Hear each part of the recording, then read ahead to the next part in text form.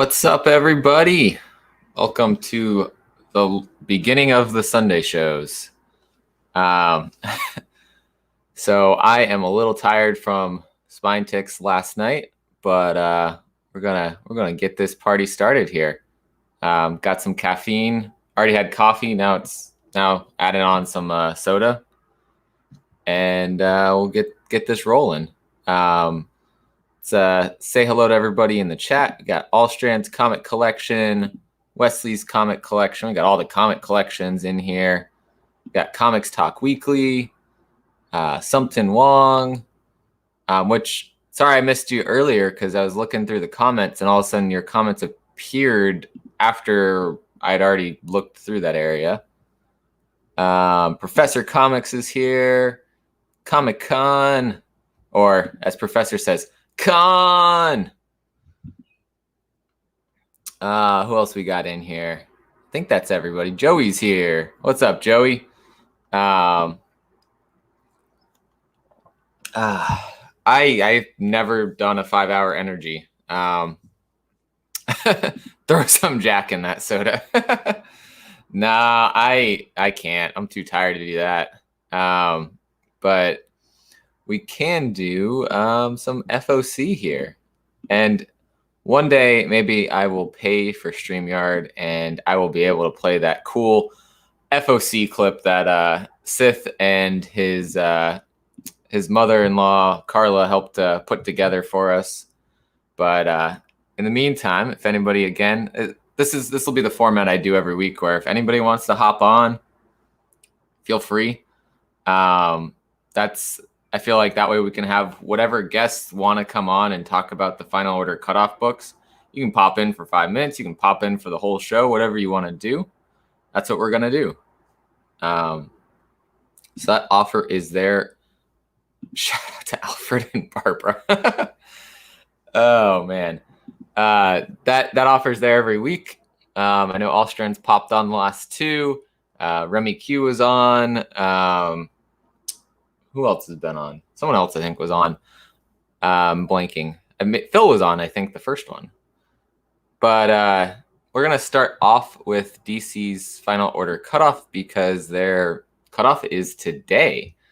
Because they like to be different and not work with everyone else. So these are books. And again, they started to show up on the previews website, but I still don't trust that all of those are exactly right yet. So I still am using an online retailer as my way of looking at what books are available for the FOC for DC. So I figured that would be a little bit more accurate. We got T. Ravis Comics. Hey, Troy, how's it going? And we got Jay Ramirez here. What's going on? So looking at DC, we're still in the future state stuff here. So we kick it off. This is actually, so they've got future state going on, but they had started this Batman Black and White prior to that. So that is still ongoing. It's hitting issue 3 of 6. We got Future State Immortal Wonder Woman #1 second print. So all these second print are these cool design variants. I'm forgetting who we found out does those design variants. It's not Jimenez who did them before. I don't believe they say it on here. But it's again, those design variants got super hot with the 1 in 25s. Future state wise, I don't think we're going to see that. The Lunar site, I don't think shows the cover. So I thought I looked before and you just get a list. I could be wrong, but I've looked for it before and just found a PDF list of the books that were on FOC. And I want to show the covers, be able to show, the art and everything, but it could be looking in the wrong spot on their website.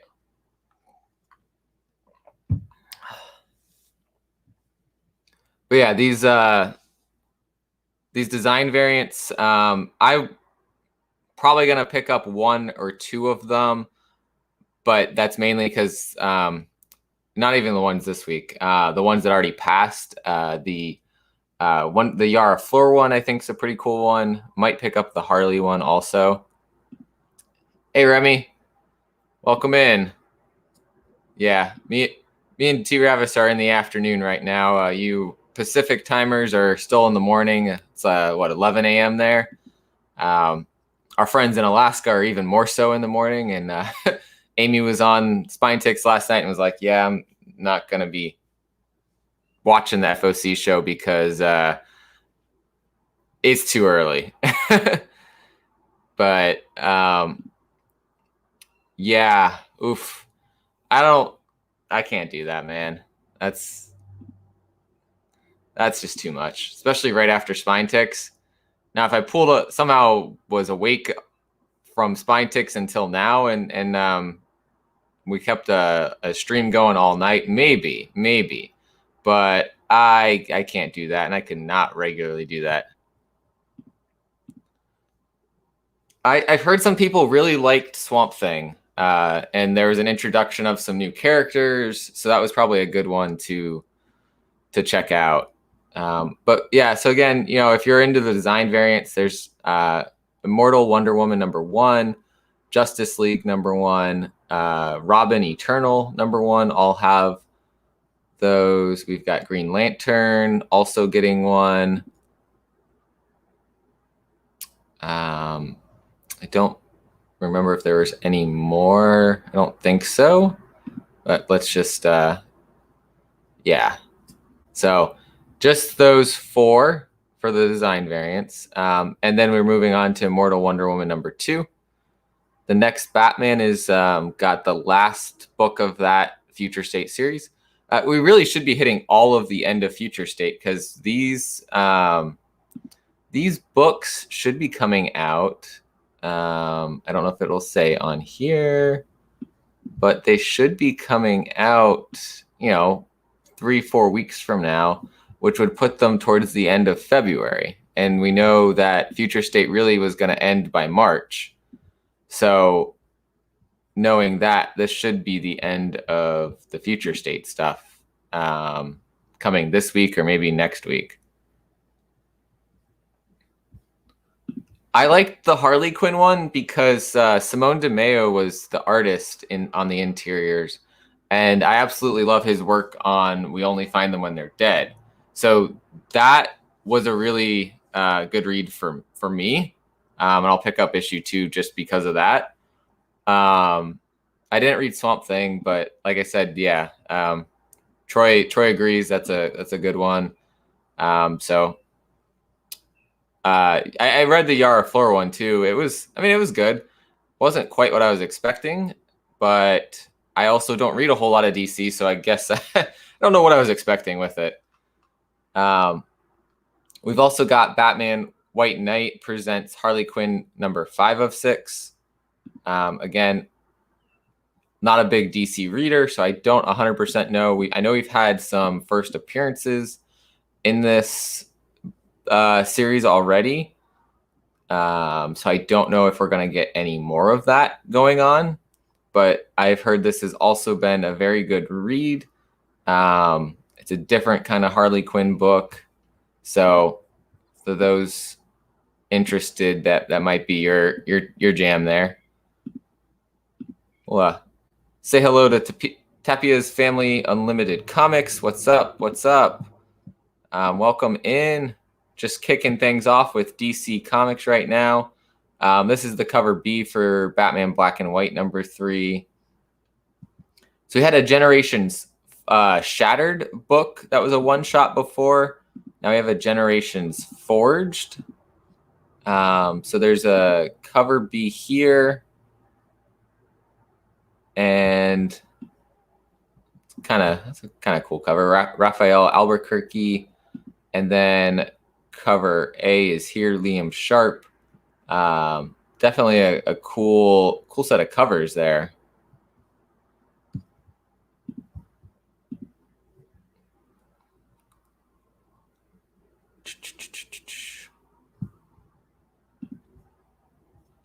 So that's it's again not all up to date on what's happening with DC. Oof. So future state books are more expensive because of the shipping to Canada. That's not good. So we also have another future state one here, Nightwing, wrapping up. That's an awesome cover B with the stock card covering. Catwoman number 2 of 2 for future state.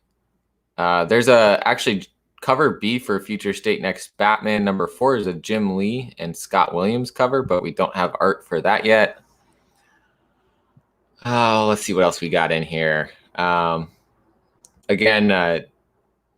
Batman black and white. This is a cool cover C though, with Poison Ivy on it. So we got Ivy kind of on Batman's back and wrapping him in vines, sticking with that black and white theme for the Batman black and white.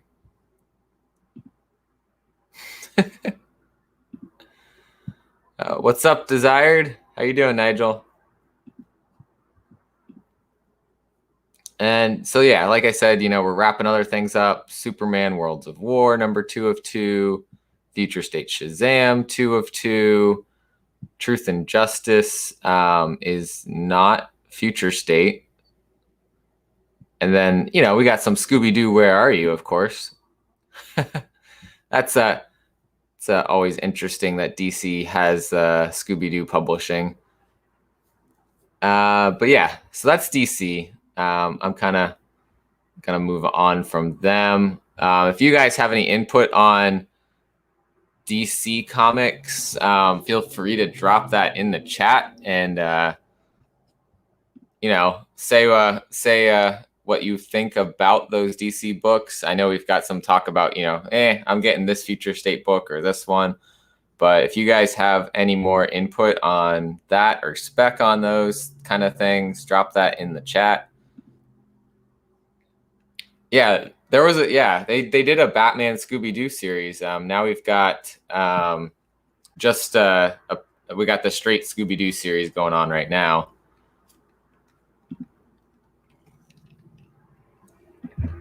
Damn. So, Professor, pretty much all the LCSs closed because of COVID, or is it because it's Sunday they just aren't open?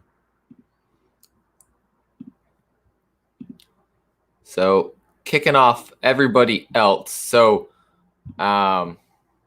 DC's final order cutoff is due today. Everybody else is due Monday. So make sure you get into your shop, tell them what books you want, send them an email, go to your online retailer, put your pre-orders in by those dates.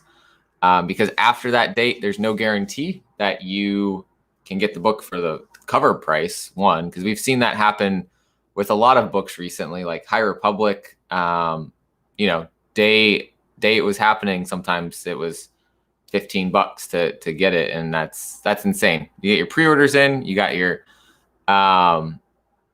you've got your pull list with your shop. They're gonna honor that price 9 times out of 10. If they're a shitty shop, they're not going to, and so you just got to get the right shop. Teen Titans number 1 future state. Yeah. I even picked that one up, and because I heard that was going to be good. And I'm not as familiar with Teen Titans and the show, but the what was it, Red X? Is that his name? Made his first cameo on the last page, and so I'm assuming Teen Titans number 2 will be counted as his first full appearance. And that was, I think, on not last week, maybe the week before's FOC, some recent FOC. Okay, so it's just a Sunday thing.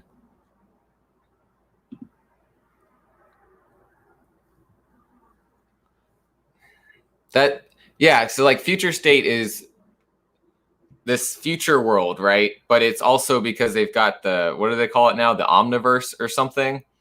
It might not even be the same universe as the regular DC stuff. So I think some of this is going to get thrown away and they're never going to talk about it again. But I think some characters like Yara Flor are going to persist on, and I think they're going to bring that back in, bring that back into the fold. I think they're just kind of seeing what sticks, what's popular, what's going to work. If it doesn't work, they haven't put it into the main universe, and they can say, well, it didn't work. We aren't going to talk about this ever again. But the stuff that's super popular, Yara Flor, bringing in this thing with the Teen Titans, and Swamp Thing's been pretty popular.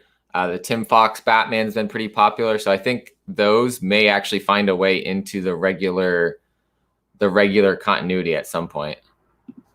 I have read Haha. I didn't think I was going to like Haha, and I loved it. Super creepy, super sad a little bit too in there. I love that it's going to be an anthology series, different artists on each issue, so you get a different variety of art styles going on. It's supposed to be only 6 issues, but I feel like that's going to change with if it's popular enough, but I could be wrong, because I thought Ice Cream Man and like, again, like Something's Killing the Children, those both were not planned to go longer than or as long as they have, I think. Hey, Copy 801. Yeah, the old books with DC are going to pick up where they left off, but I feel like they're then later going to incorporate these changes.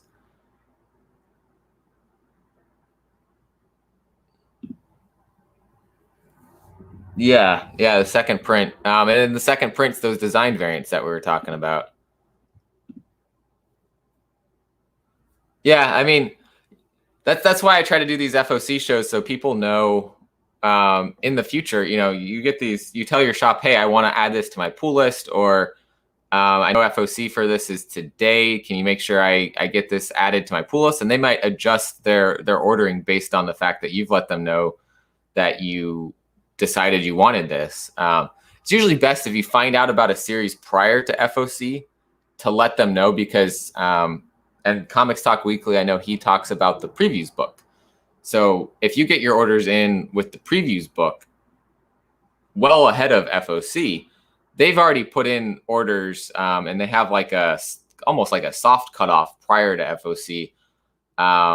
That's like guaranteed they've got whatever they've put in by that point. FOC orders, usually there's no issue when they put in the FOC orders. For Jeremy's order was delivered on. Okay, Echo's talking now. But for what are you looking for? Turning the microphone off on Echo because it still thinks I'm talking to it. What are you looking for?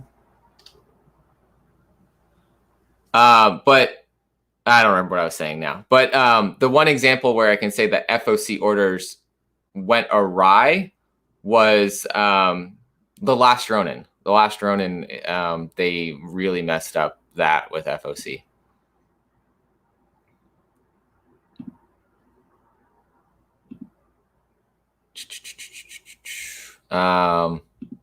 See, yeah, we'll have Teen Titans Academy. Copies our DC guy here. So there we go. Sorry, catching up on the chat here. So let's move on to Image Comics here. We've got a one-shot book called Aria here. Aria Heavenly Creatures by Brian Holguin. Cover art on this one by Jay Anacleto and Brian Haberlin, who does interior, actually does some of the writing too.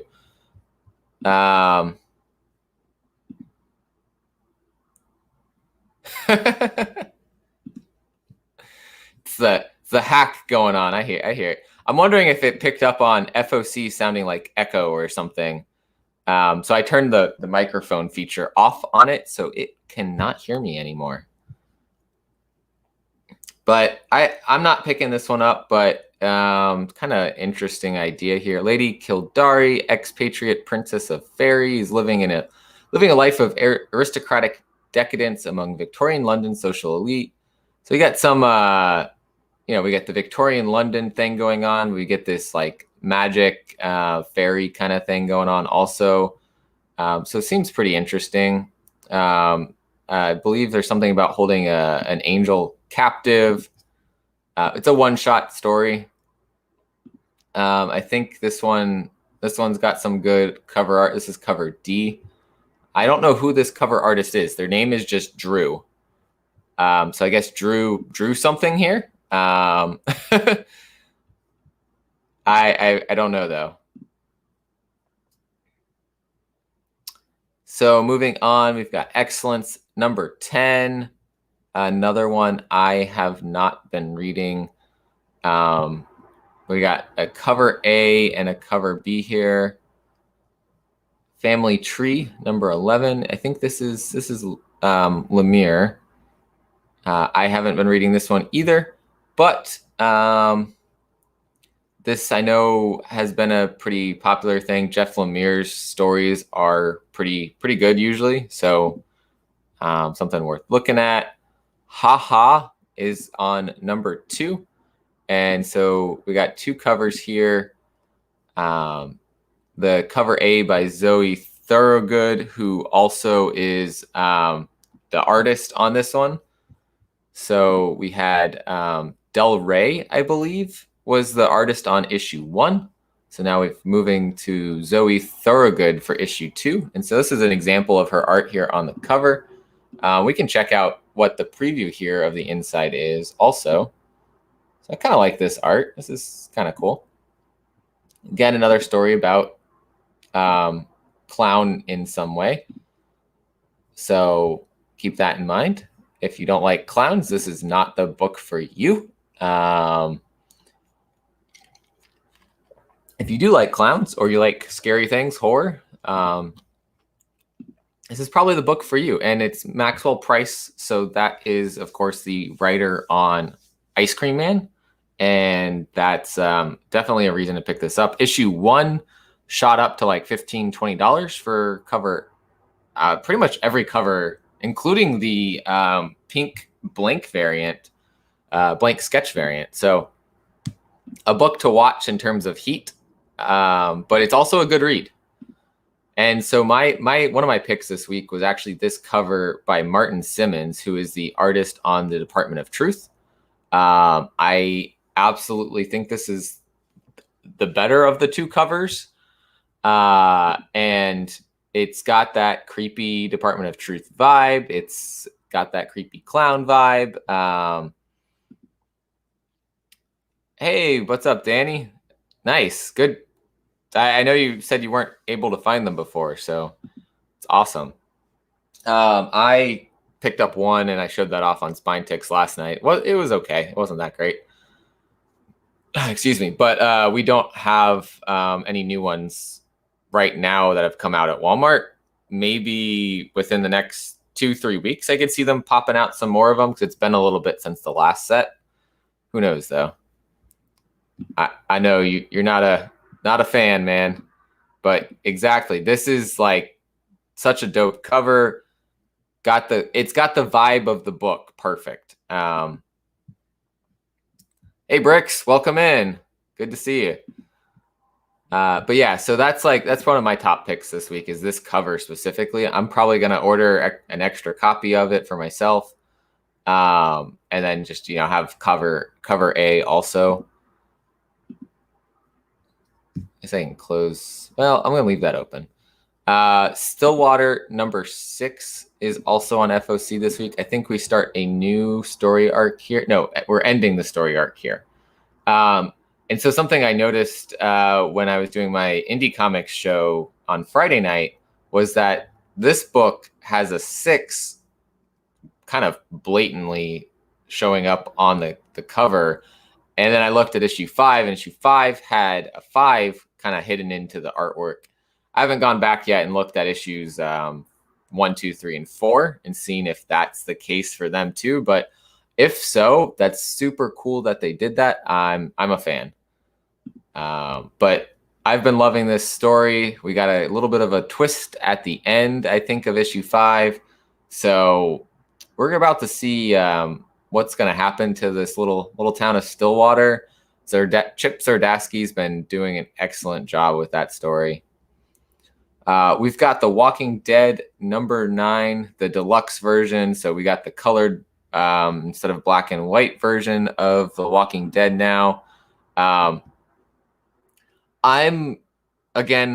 think every time this pops up, I say, I'm not picking it up, but I would really love to maybe once they get further along, check out the trades with the colors. 'Cause I think that'd be super cool to see how they up the kind of the zombie vibe with the colors. I think that would be pretty cool. I've read like the first compendium of the original Walking Dead series.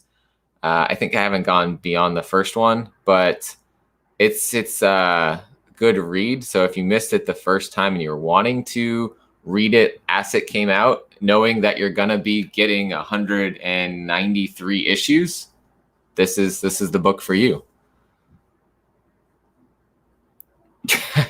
Clever Cleaver. I gotcha. Dark Horse Comics, we're getting to issue 4 of Barbalian Red Planet. I believe this is in the Black Hammer universe. I could be wrong, but I believe so because Jeff Lemire's involved. Oops. Well, all right. Their menu decided to pop up, but I think this has a good following because it's part of the part of that universe. Otherwise, I couldn't see myself getting into it because I don't know that universe, but I've heard it's a standalone kind of thing. So something worth looking at. What's up? Hip Hops and Me is in the house from Team Nerd Herd. Hey, thank you, Johnny. Welcome in. Thanks for joining us in here, and thanks for subbing to the channel. Appreciate it. I know you've been everywhere supporting all the channels, so shout out to you. We've got Stranger Things D&D crossover #4. I don't know if that was planned to be just 4 issues or not. I know Sith Lordly's reading this one because of Stranger Things, but I didn't get into that one either. Again, if anyone ever wants to hop on and join in the discussion, that's the link right there to the StreamYard. Feel free. I welcome guests on here, so feel free to hop on and say hi to the people or join in the talk about the comics. Whatever you want to do. I know it's early for a lot of people though, and I know Phil and the Power Pack are probably prepping for their shows, but you guys are welcome anytime. So we also, interestingly, have a new series here called Young Hellboy, and Mike Mignola is writing it. So here's a little young Hellboy. Interesting, maybe giving you an early tale of Hellboy and his him growing up, but I've never gotten too into Hellboy, and so I can't say I will be getting that one. Hey, no worries, man.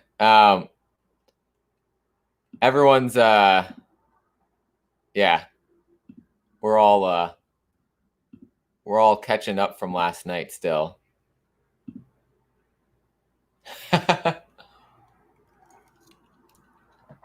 I honestly, I might end early today, Phil, because I don't know that I'm gonna have an hour and a half more to talk about. But if anyone hops on and we just start, talking about whatever, then we might get that delay in there for you. We were up. We did a 3.5 hour show And then we probably were backstage talking for another hour and a half. And we got Travel and Root Beer here. Hey, what's up? How's it going? Good. I figured I'd jump on since you offered. Yeah, appreciate you hopping on. How are you doing today? Covering? Awesome.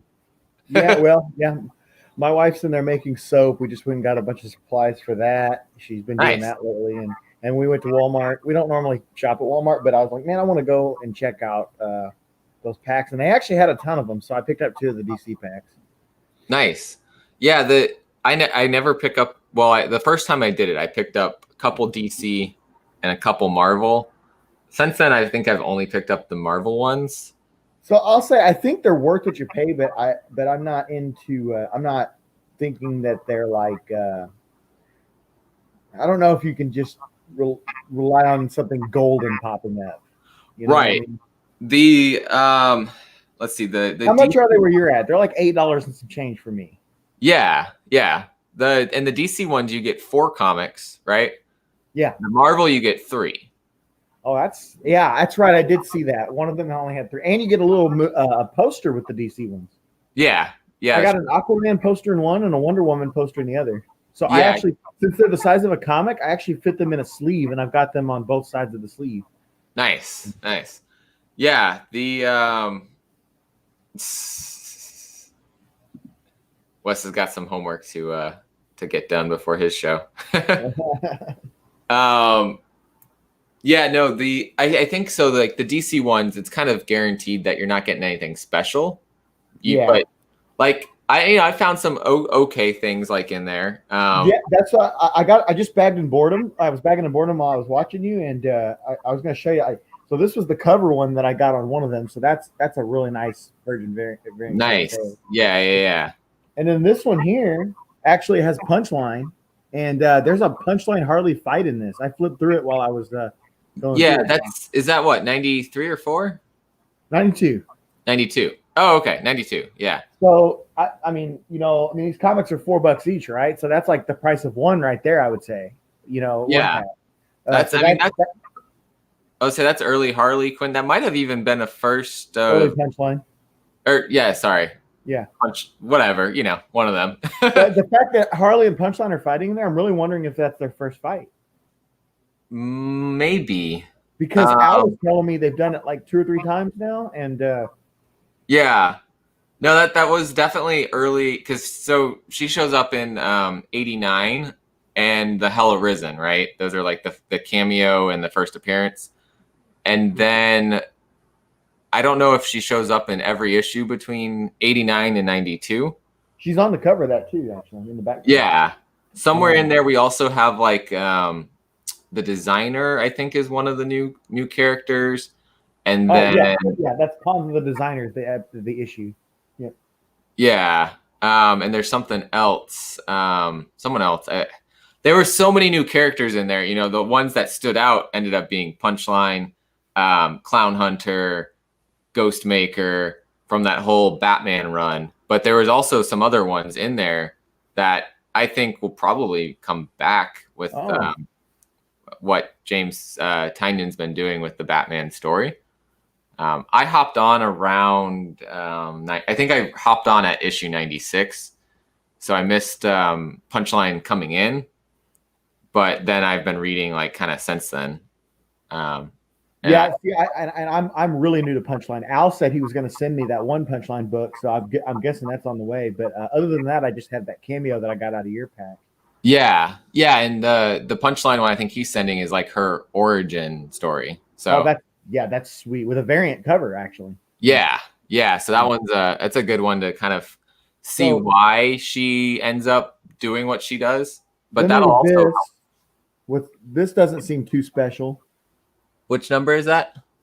It's Detective Comics 1026. Okay. I think 1027 was the big issue. It's the 1000th appearance of Batman. Yeah. But this was it says Joker War collateral damage. So it seems like it's a side story of the Joker War thing.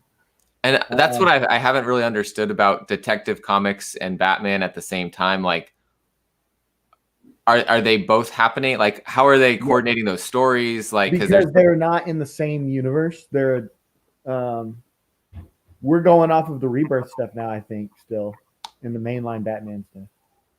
Oh, what's I don't know, because I'm still not that up on new comics, but from what I understand. But Detective Comics has always been like just a separate Batman thing. That now some of the same events happen, like the same events are just done different. Gotcha. Copy might be able to tell us. I know he's our DC guy in the chat right now. That's just a whatever. I mean, cool, I guess. All Tynion issues are first appearances. We got the tiger in the house. Hey, what's up, Azores? What's going on?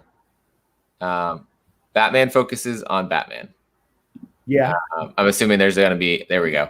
Detective can focus on the rest of the Bat family. Okay. Gotcha. And it doesn't have to be their own thing. Okay.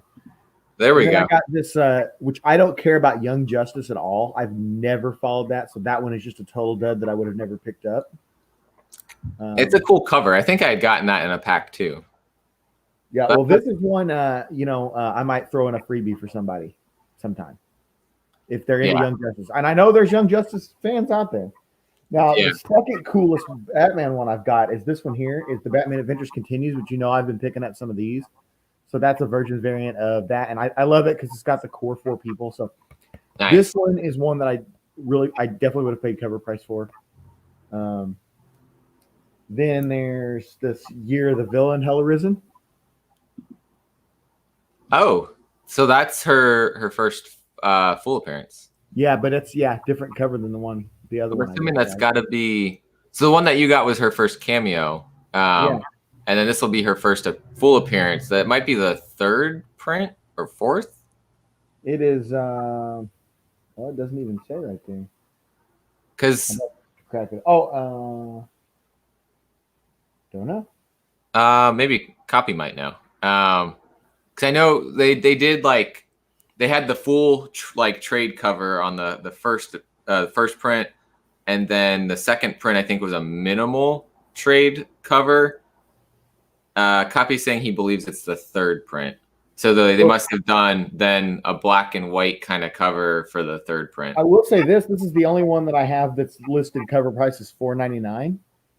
So it's actually $1 more than all the other ones. So that counts for something. So there's a good pool. Yeah, and then I got Watch Out Catwoman, which I really like this cover a lot. And I actually flipped through this book too. This is I'm gonna read this one for sure. Like this one seems legit. Like the artwork is really nice. Nice. And then the last one, which was a big surprise to me, but it's still super cool, is Ruby #1, which, if you know, this is based on an anime, and I guess DC picked up the printing rights for it. Yeah. Interesting. So I'm a fan of anime, but I've never watched this. But I have one friend who's actually, he was in our chat, Sparks, whenever you came on my channel. He's a really big fan of this. So interesting. So I mean, like overall, I definitely got what I paid for, and I'm not sure if I got anything over, except for these punchlines. They might actually really be the thing that pushes it over. Doomsday Clock review. There will be no Doomsday Clocking on either one of our channels. Oh man, if he pops in here, I'm gonna die of laughter because it's gonna be great. He gets blocked by every person that he goes to. I feel like you got some pretty good pulls from those Walmart packs. Yeah, better than I thought, because I didn't realize. I knew that one had punchline, but I didn't realize that other one was the first full appearance. Yeah, for the DC packs, that was pretty good. I hadn't seen that good of a DC. I mean, let's see here. Let me just see the Ruby. That's definitely worth the cover price for sure, because that's unique. This Wonder Woman, I really like. I'm really on a Wonder Woman kick, so that's really good. That definitely. Alexander was on Marvelous's stream last night. I'm not familiar with Marvelous, but I've heard that he's been making his rounds and talking about Doomsday Clock. I feel like the only ones that are just total whatevers are these two, because I'm a huge Batman fan, but this one is just it's a Killer Croc. I mean, Killer Croc on the cover, that's kind of random, and then Young Justice, I don't follow in any capacity at all. So, I'm gonna say that was a pretty good haul then. And that was just 2 packs, right? That was 2 packs. Nice. So like $16. Not bad. Yeah, 16 and some change. Maybe Probably got almost more 18. than your money's worth there. Oh, I feel like it for sure. Yeah, I have pretty good luck with these mystery things because, like, the one that I got from you was exactly the stuff that I would have wanted. I know you're not a fan of that Spider-Man booth, and I didn't think it didn't blow me away. But the ones that I ordered, like, I was happy with what they gave. Nice. They were at least worth the value of it. I don't know if they're worth all the stickers that they're sticking on there and claiming, but Right. it might have been. But So we got someone else hopping in here. oh yeah, Got Jay Ramirez. What's going on? Yo, what's up, man? How's How you Spark? Traveling Root Beer. hey, what's I up? saw him on where was the first show I saw him on? How you guys doing? I'm usually on Spine Ticks. Yeah, there you go, Spawn Six. Doing I good. saw Doing it. good. Nice. I figured I'd make my first appearance debut on YouTube. I don't have a channel, but you threw out the offer, so I said, hey, why not, man? Y'all were talking Batman books. So I figured I'd show one out. Oh, yeah. right on. Let me bring you up. Yeah, see, that's different than the one I've got right here, isn't So it? that's the first print there. It is. Here, let me Yeah. bring mine back up. We'll compare. Let me. So I actually might have picked up the second print the other day. Hold on. Let me see where I put that. So yours just has a different color palette than mine. Yeah. Huh. Well, how about that? I don't remember where I put it. Yeah, I believe this one's first print, second print was like red, third print was purplish. Yeah, this one's purple, so this has got to be third print. It just doesn't say it on the cover. Well, and that's what's crazy though. And I wanted to bring up the fact, y'all were talking about the Walmart packs. It's always so hard, like with Marvel. So I don't know what to consider like the Strange Academies, if they're like third prints or fourth prints. And the same with the Spider-Verse. Not a lot of people know on that Spider-Verse 1, the Spider-Verse font. When they first dropped at Walmart, I think they were white, and then they re-released again, and the Spider-Verse font was blue. I I can't saw find it. the Spider-Verse. Oh, and yeah, for the record, Jeremy, they had way more of those Marvel packs than they had the DC ones. I think there was like maybe 12, 14 of the DC ones, but there was probably like 30 or 40 of those Marvel packs on the shelf. You've got a Walmart that people aren't trying to buy them up at then. They're not getting picked over to see, and I've got 2 other Walmarts, so I'm thinking about checking those out and seeing if there's just like, because I mean, who knows? There might be something crazy on, because I noticed that they're randomizing which ones are getting packed in, so you can. There's no consistency in what the top cover issue was, you know. So I just bought the one that had the covers that I liked, like the Wonder Woman version and the Batman Adventures one. So because then no matter what, I at least got half my value right there, you know. Yeah. No, if you're buying the one that you want, like, so usually when I go to pick them up, like I picked up the Venom one,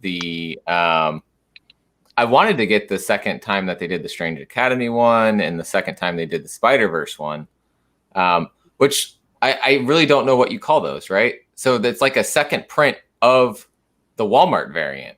And I have both of them. Let me grab them. I have both the second versions of the Strange Academy and the Spider-Verse. So give me 1 second. I'll grab them. Yeah. So I think I'll pick up one of those Marvel ones at another store, and I'm gonna pick up the one with the most trash one on the cover. You know what I mean? Like the one that I want the least. What did Azores ask? What time did I go? At noon? What time did you hit up that Walmart? He's probably like, you were up so late last night with spine ticks, and then it was at noon today. Me and my wife went out to eat breakfast at an old folks joint. That's what it basically is. And we but you're Eastern time, right? Yeah. So what time is it right now? It's like 2:45. I was at Walmart maybe an hour and a half ago. Okay, so right before we started. So that was the second one.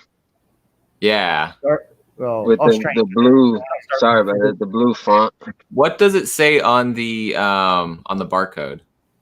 Does it have a barcode? Let's find out. On mine, it had the barcode, but it didn't say it was this print. UPC code will tell you what print it is. Okay. Usually, like the last part of it, I think. Let's do this. Let's hold on. Well, he was saying he thinks that mine's the third. 117. 117, so 7th print potentially. See, the thing with the DC ones, I think are all like the regular. Oh, Well, that one would be a third print though, right? So what does the end of that code say? The end of this one? Yeah, just as an example. Like you mean the very bottom UPC? Yeah, like the last couple. It's just got a 3 off by itself.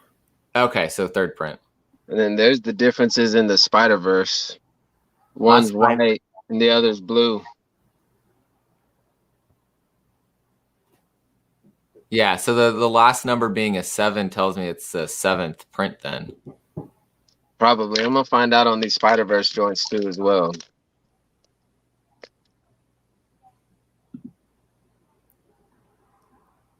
Wow, 161 for the white font. 161, so 6th variant, but first printing. And then on the blue font, let's see. So that the white font might have been the first time they did it then. Yeah, that's what I believe as well. I don't know. This one also says 161. Weird. Because they're different. Exactly. Yeah, this is the blue font and the other one is the white font. Interesting. All and right. They both have the same barcode, 161. Yeah, because I got the Venom one that they did the second time. The purple font cover of I have that one as well. Yeah. What's your barcode say on it? I have to go check. Hold on a second. That one I know where it is. We took a detour from FOC to talk about Walmart.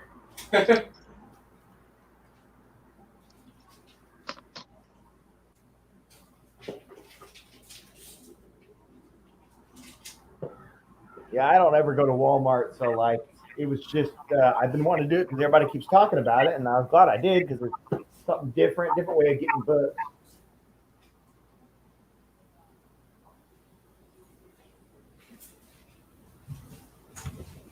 All right. So let me bring this up here. Let's find out because I don't know. Never looked at the barcode on it. But for those that are looking for the FOC, we will be back to that shortly. But this is an interesting Walmart discussion of the comics here. So 025, so it's issue 25. 4, it's the 4th variant cover. 6, so 6th printing technically. And I know it went to, I think it went to 4 printings. So we had, I think we had a 4th print officially come out. So I'm wondering if the regular, I think it's just white Venom here, if that's a 5th print technically. I'd imagine if that one says 6, it would only make sense or seem to coincide that way. I mean, that could be too, because Venom had like 6 bajillion covers for this.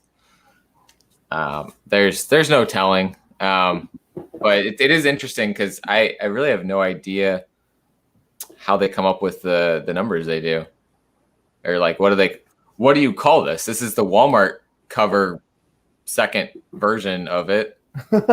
Yeah. Well, and what's strange to me is like going back to the Spider-Verse ones, they're both the same barcodes, but different font, different colors in the font. Yeah, this would be interesting. Nola has the white one. So Nola, if you're able to check, let me know those last last 5 digits in the barcode. Because if they match the numbers on this, then that means the Walmart covers are probably just the same. It's just going to be the same code, whether it's purple font or white font or blue font or white font or any of. But it would be interesting to know. While he goes and checks that, we'll come back to IDW Publishing. Yeah. Do your show, man. Don't let us distract you. We'll make that. I mean, the biggest things we have left are probably Marvel and the end section, because IDW's got no single issues. So some trade paperbacks, a hardcover, a G.I. Joe trade paperback. Nothing to talk about, really. No turtles? No turtles this week. No turtles, no... See, one of these days I'm going to end up getting on the turtle kick too, because I've always loved them, but there's certain things that I'm intentionally just trying to stay the hell away from. And I'm going to go down that rabbit hole one of these days. Yeah. So Marvel, we start out with Amazing Spider-Man 57 second print. And now I'm trying to remember what issue just came out. If it was 57? Yes. Okay. So I think, just come back over here. I think this was the issue where we have them officially, the group of spiders that is kind of with Spider-Man through this whole thing. So Spider-Gwen, Miles, Jessica Drew, Silk, and the current Madam Web decide to call. So they were originally, they came up with some name during all of this, but then I think this is where, unless it was last issue, I thought they ended up saying that they were going to team up in this issue, like continued.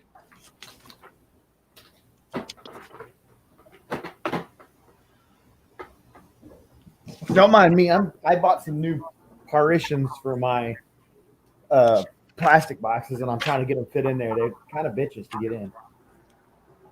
Yeah, hold on, let me bring myself up here.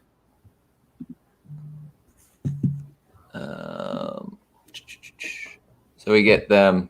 Oh, nice. That's nice. The order. So I don't know if that's what's going to be the second print, but I really kind of hope so. So I'm going to check. I'm probably going to pick up the second print just for the off chance that is what they end up putting as the cover, is the team of them saying the order. They called themselves something a little bit longer. That little page reminds me of this cover right here. But so I think that from a long-term, hold on, let me get you up there. Oh, wait, what is that one? That is the Comixado. I believe it's Humberto Ramos, Spider-Gwen 1, the Comixado variant, or the La Mole variant. Nice. I like that one. The page you pulled up, I saw the lovely Spider Women, and I was like, yo, that reminds me of that book. Yeah. I just started getting Spider-Gwen yesterday. My first 2 issues I've ever gotten of her. Nice. There's an omnibus coming out. Nice. You want to catch up on Spider-Gwen?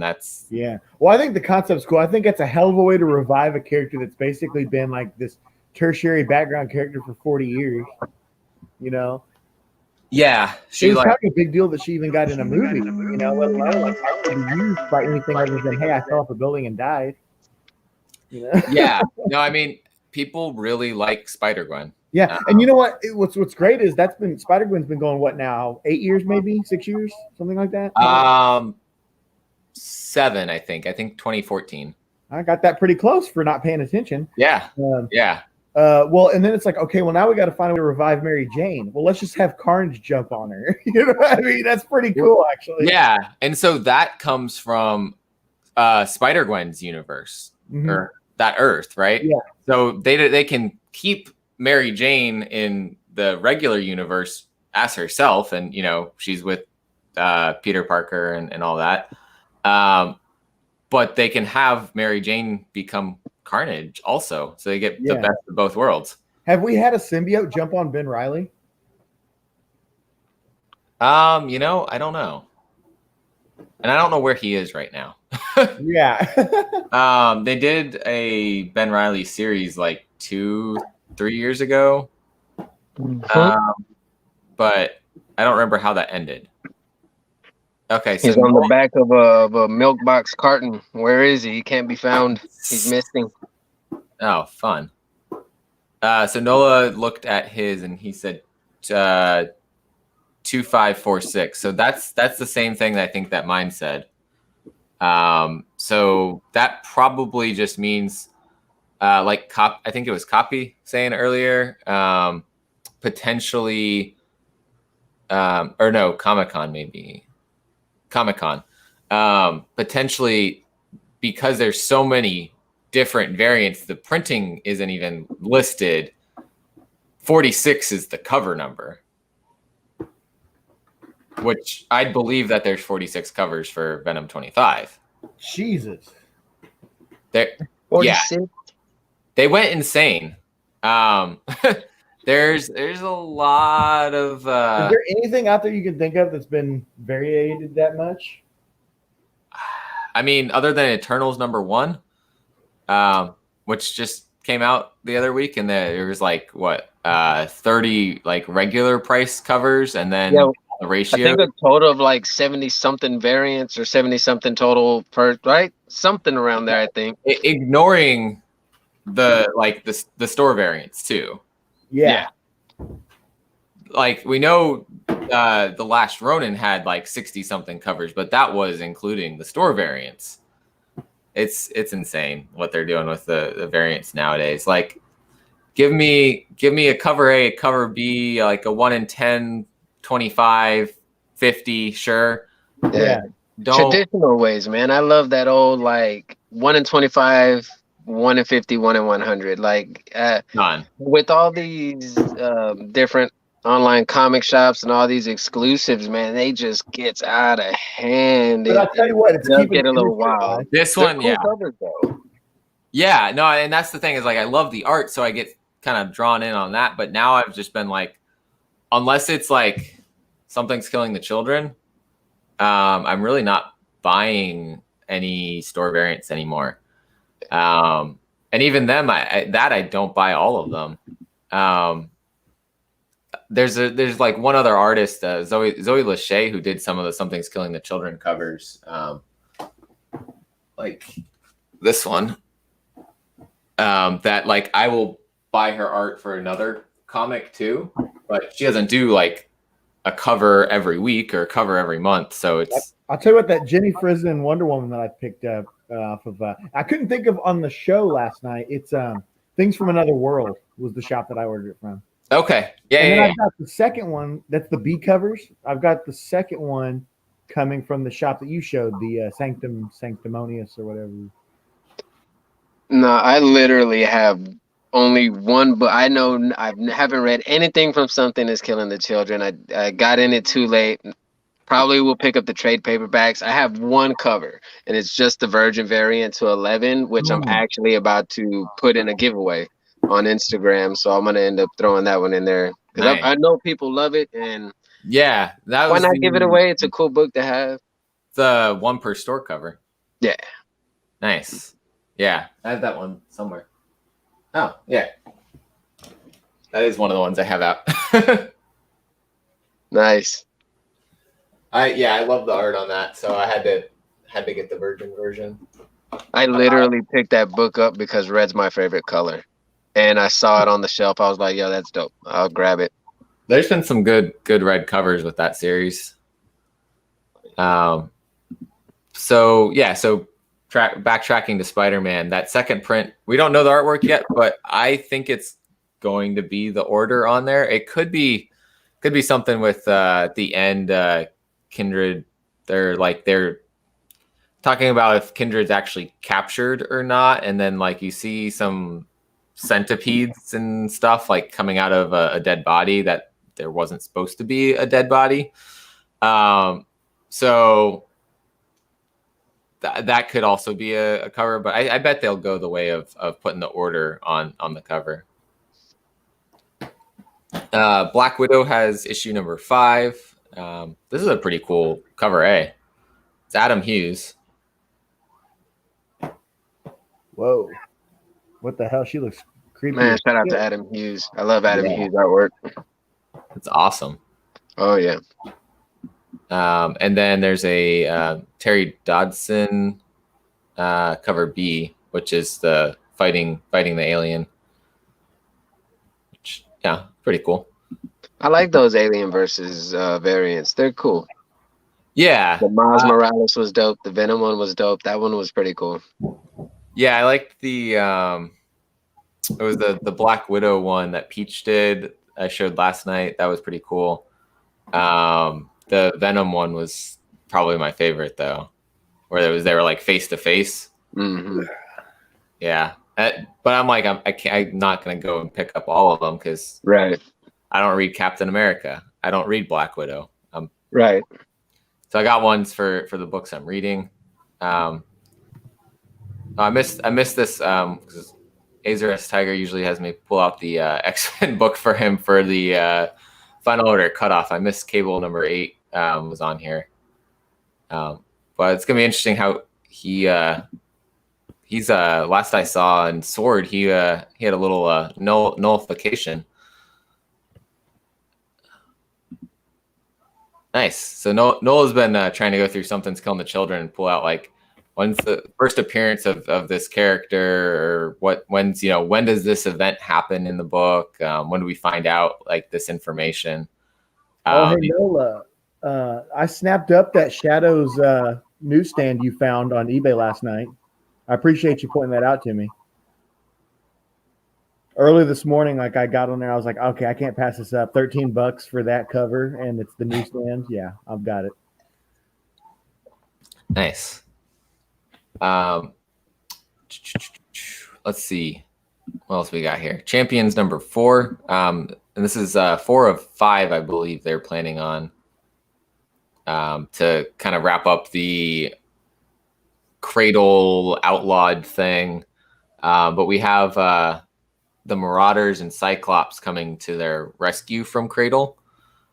And so as we remember what happened with Cyclops, we had the young Cyclops that was on the team, and then he went back to the past. But old Cyclops remembers his time with the team. So I think that's pretty cool that they're able to keep that incorporated in. And so the X-Men are coming to the rescue. But this cover, I think, is going to be the hot one. Because it's Riri Williams, Ironheart. Oh, that's nice. It's a real good cover by Souza, or Hernanda Souza. And You are, man. You have found all the hot shit that I want, and like it's really crazy that you just had some of that stuff just sitting in boxes for like the last 2 decades. I recognize Nola's Batman logo. That's the shirt that Azarus had on. Yes. Was it last night? Wow. Yep. Okay, that's a sick logo, Nola. That was dope. Cool. Yeah. The Fleur de Bat. Yeah, in the Fleur de Bat. Yeah. But yeah, I think this is one of my favorites this week for like covers. I think it's one to watch for. I like the one I'm sure you're about to get to it too. The one that everybody was making a big deal over, the 4 variants of the one that's like a kickback to Rom or whatever. Oh yeah, that was a nice Heart. Yeah, we'll talk about that one soon. Okay. Let's see, Guardians of the Galaxy number 11. We got the Olympian gods coming to try to take Star-Lord's power away from him that he stole from them. So it'd be interesting what happens there. It's a cool throwback in the background there to how they have looked before. And so we had that Heroes Reborn news recently, right? Which we still don't know exactly what they're going to be doing, but there's a Heroes Reborn omnibus. It's a new printing of it though. Let's see. Immortal Hulk Flatline. So a spin-off Immortal Hulk book, I guess. Declan Shalvey wrote and drew this. So he one creator, one Hulk, one superstar story. I don't know. I stopped reading Immortal Hulk. I've heard it's still been pretty good though. You reading that at all? Nah. Yeah. I mean, man, my Marvel pools are so slim. Mine have gotten slimmer every week. It seems like. Yeah, and they're about to get slim, dude. I'm not excited. I love Miles Morales, but I am not excited for this whole Clone Saga treatment that they're gonna do with him. I wasn't a fan of Clone Saga with the first time it came around with Spider-Man, so I'm like, yeah, no, it's I'm not excited that they're doing that. I'm gonna keep reading it unless it gets real bad. But likewise, like I've stuck with Amazing Spider-Man through the whole Nick Spencer run, so I have my characters that I like, and I'm gonna read them regardless. Right. Like Spider-Man, Miles, Spider-Gwen, Venom, and then Silk. And so we're getting Silk back. So that should be cool. I'm excited about that. Yeah, I'm excited. She's getting a mini series, but then we don't have Spider-Gwen now. Her series is gone. So I'm hoping that the order that they had form up in 57 gets a series. Because that would be cool. That would be dope. That's like 3 of my favorite characters right there. Boom. Plus, I have a off and on, I want to like Jessica Drew and I like the character, but I just haven't really gotten into the stories that have been written about her. I just dropped her current run. Mm-hmm. Yeah.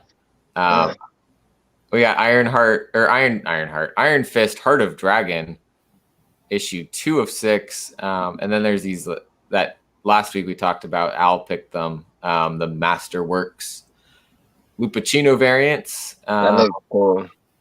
I really think they're cool covers. Probably not picking them up, but they're good art. I go back and forth between picking up too many variants and laying off all of them all at once. Right. You're probably not the only one with that problem. I'm sure a lot of us end up doing that. The most recent clone thing that they did was... Yeah, I agree with Bricks on that comment too. Terrible. It's just how many times do we have to have a clone story? I know, and why is that so attracted to the Spider-Man thing? I get the first time it happened, it was holy shit, they're doing clone stuff in Spider-Man, but why is that becoming a thing for Spider-Man? I don't know. So actually, interesting. They just had in Spider-Gwen, we had the what's his face? I think the Jackal, right? But he ended up, I think, on her world. But I know the current clone thing is more Ultimatum, that was doing that for Miles. But Ultimatum is dead or trapped in the Ultimate world, so I don't understand how this is going to happen still. And the clone that we saw disintegrated, so how are we even going down this route? Iron Man number 6. We still don't have the art for the War Machine Black History Month variant. But as always, there's Alex Ross on the cover A. We have this Mech Strike variant, which, okay, it's Iron Man. He's already a mech. That works pretty well. It's just an add-on for him. Right, what are they going to do differently with him? Yeah. I'm not into the Mech Strike thing. King in Black 4 of 5. What's a God? That's been on my pull. King in Black. I've been reading that one. I've been loving it. It's been really good. The last one definitely took it up a notch. Yeah. Issue 1 came out the gate boom. Issue 2 kind of settled out a little bit. Now I think we're gonna see issue 3 was awesome. 4 is gonna climbing up the peak. Yeah, and then 5 will be a conclusion, kind of let the action settle down. But I'm ready to see Dylan like take out Null, or Dylan plus Silver Surfer plus Thor. Dylan. Plus, they open up. What you got? Oh, the Venom with Infinity Gauntlet, Clayton Crane cover. Nice. Yeah, that first Dylan. Nice. But yeah, I think what's going to happen is Silver Surfer and Thor are going to have to find a way to get an opening in the like, symbiote dome, and then the God of Light or Lord of Light or whatever is going to be able to come in and wreak havoc. I think I'd agree with that. Yeah. I think the Star-Lord Lord of Light thing is like a red herring. Like it's not. I don't think it's going to be him. I don't know if you know that from the Guardian story. They were talking about it. Yeah, I haven't read the Guardians. Oh my God, he's here. Oh my. Oh, what's up? Welcome back, Alex. The Doomsday Clock. I didn't forget. Did you just block him? I didn't. If someone in the chat did. We'll see what happens. To quote Alex from Friday night, friendship fucking sucks.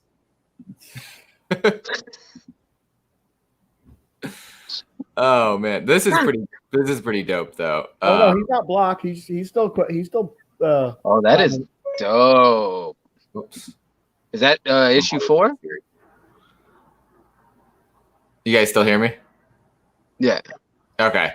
I hit the Siri thing in the top corner of my computer somehow, and so it like turned off my volume for a second. Oh man, I just want to let them have fun with him. Yeah, I know, that's hilarious. I bought it on your recommendation. I saw a ton of Doomsday Clock at my LCS yesterday too, and I was like, oh my God. The good news is if he's in here, it's adding watch time to this video, and so it just boosts my video for the YouTube analytics. So have fun, Alex. I just feel sorry for Watchmen writers, man, because they're like he blocked. Okay, whatever. But yeah, the Watchmen writers are getting a jab, man, because he's bad advertising for them. Honestly, I think everyone wants to go buy Doomsday Clock more because of Alex. I'm dude. I wasn't okay. So like the first night, I just didn't care. Just was like an annoying guy in the chat. And then like yesterday, I was like, oh, this is hilarious, right? Now I'm just like, dude, I fucking want this story. Right. Like I wanted nothing to do with I never really was interested in reading the Watchmen or Doomsday. I like the Watchmen. I'm just not super. I don't have any of their stuff right now. But yeah, I haven't read Watchmen since like the first original series. But I mean, I'm that old, right? I like the movie. I mean, yeah. Oh, and it's so funny. Like with Watchmen, my mom, she's like, "Son, have you ever heard of this show called Watchmen on HBO?" And it made me think of you. It's so cool, and you like superheroes, and I'm like, man, Mom, yeah, that's way old, the old comics. She's like, I had no idea they made a comic series on it. So yeah. I watched the first version of it. Or I watched the movie and I watched part of the show that's been out, but I haven't watched the. I haven't watched any of the show, but it's supposed to connect to the movie, isn't it? The show was dope. And I appreciate the director's cut movie more than I do the original release. That makes sense. The show is post the movie. Yeah, but it has like origins. I've heard it has like origin stuff in it, like Rorschach's origin and all that. Yeah. No, I got like halfway through the show, and then I've been watching other stuff and just haven't gotten back to it. But it's been good. But this tattoo variant's pretty dope. We know Doctor Strange is coming back to fight with a vengeance. If you're reading Black Cat, she just shout out to Ian Betterman, Wonky Tiger. He's a fellow Austinite. So. Nice. Yeah. I think he's Donny Cates' tattoo artist. Yeah, man, dude.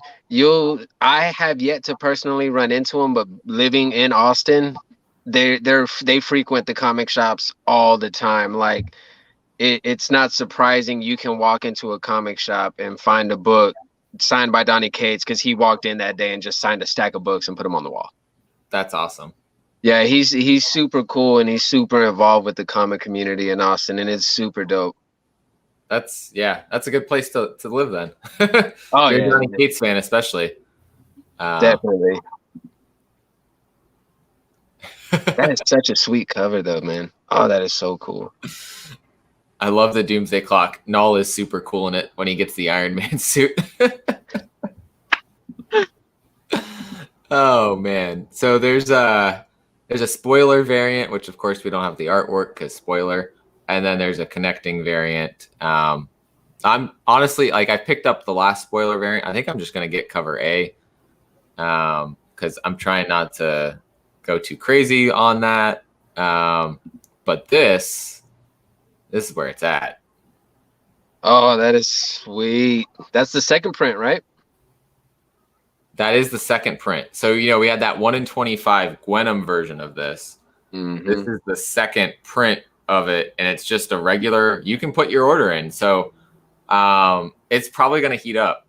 I can see this definitely heating up, like not to, $150, $175 or whatever the 1 in 25 did. But now this is a 3-part Right. thing too, right? It's not just a one shot. Yeah.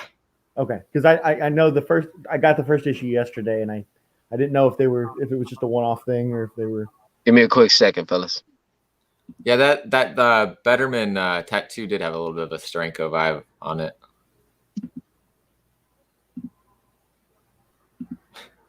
Man, so Alex has moved on to MCU sucks. yeah. So Did what do you like? he say he was coming back? He Yeah, doesn't he like Doomsday Clock. He doesn't like the MCU. So I mean, He doesn't like anything. Alex, tell us something you like. yeah. Give us a good recommendation so we can go back. Alex, I want to hear something positive from you, man.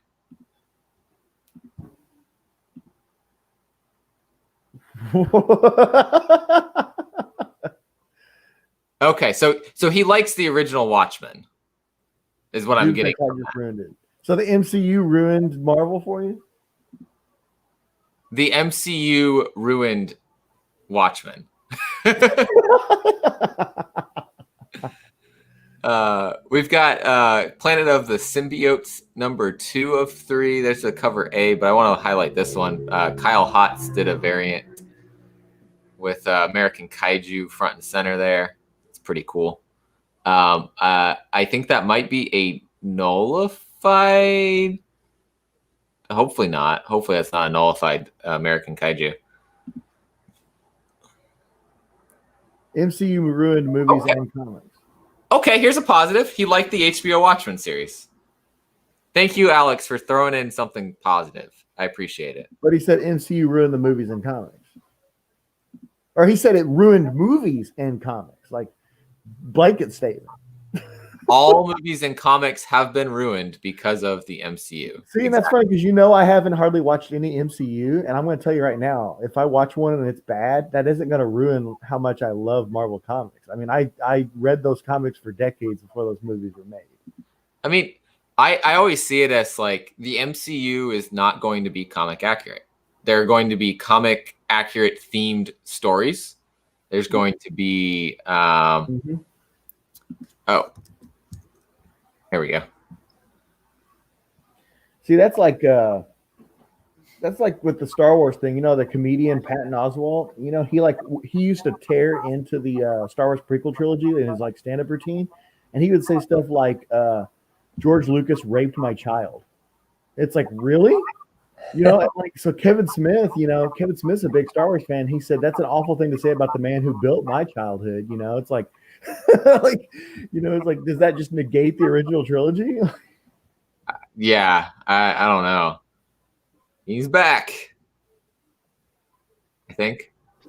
Yeah, I'm here, man. Sorry, technical difficulties there. No, you're good. You're good. I'm using my phone. Like, not to get off topic. That's the whole reason why I haven't set up anything with YouTube and stuff. I'm kind of just chilling. I'm using my phone. I'm trying to get everything right before I make the big jump. So Hey, yeah, no. I know this is kind of random, but so who's Alex? What's this whole what is this? What I feel like I've missed something and I'm trying to figure it out. So 48 hours or something. He's been like going on like popping on different YouTube channels and saying how Doomsday Clock sucks and just that he'll like spam the chat with that. Right. But he was on mine on Friday night and was doing this exact thing. And so then we just started engaging him instead of just blocking him. Didn't he follow us over to my channel after too? Wasn't he in the No, he didn't. We invited him to follow us over there and he just didn't. Okay. I feel like I've lost a friend. Oh, Nola Comics. Okay, so he's giving us a list of good movies. Repo the Genetic Rock Opera is very good. I know some people who really like Good Green Time. Room. Green Room is dope. The only one on here I've seen is Repo the Genetic Rock Opera. That's very good. Oh, dude. Uncut Gems is great. I've Green heard Room is awesome. Like, to see Sir Patrick Stewart in a role like that, oh, man. Nice. I'll have to check that one out. You can check I've it heard Uncut Gems also is really good. Oh, I just haven't seen it yet. Man, I must have been sleeping when I looked at FOC. Here's another X-Men book. Azrac Tiger's gonna be mad I didn't bring this one up. Marauders. Yeah, I was about to say, hopefully Azarus is still in here. I know that this is his alley right here. Yeah, and it's Russell Dodderman on the covers, Nice. which is cool. I love his art. We got Pyro and Iceman. So yeah, I was reading the Marauders before Ten of Swords, X of Swords, whatever happened, and I dropped it when that happened, and I decided, I'm not going to pick it back up because then I'm going back down the X-Men rabbit hole. Exactly. See, that's why I'm holding off because like I'm just now becoming a DC guy, and then I'm really on this thing with the mask, and I want to read through all those omnibuses. If I start X-Men, it's going to be all X-Men. Yeah. Well, you can also like go back and be like, all right, I'm going to pick up the House of X, Powers of X omnibus, like when you're ready to start jumping into that kind of thing. Like, well, see, I have the hardback that Azar's talked me into buying, and okay. And I'm like I started to like and I'm like, man, I want this all to be in one go. There he is, right there. Yep, he's mad I didn't put Marauders up for him. Sorry, man. Which is funny because I picked this one when we were looking at the picks, and it's right next to Marauders. So what the hell was I doing when I was putting that together? Yeah, because that's really I like the way Iceman looks on me. Yeah, no, that's a cool one. Well, Mm-hmm. Yeah, I really like the team for Marauders, and that's why I was reading it. But I'm happy that I stepped out of reading it also because Azores, I got a sorry, not Azor, that was Nola that said that. Nola, I got a Hellions Virgin variant that if you want it, it's yours, man. I got it in a Spider-Man booth box. I don't read Hellions, so I'm about to go pick up Doomsday Clock. I honestly, we all want to see why it's so bad, Alex. So we're gonna. If anything, he's probably promoting it. It's gonna make folks want to go read it to see if it's true. We're gonna do a Doomsday Clock's spotlight on the Spine Ticks. Oh, we need to. Oh yes. Okay, this is happening now. I am going to read Doomsday Clock and do a spotlight on it. Done. It's happening. And hey, if I don't like it, I will spread the message. I will spread the message that we should not be reading it. But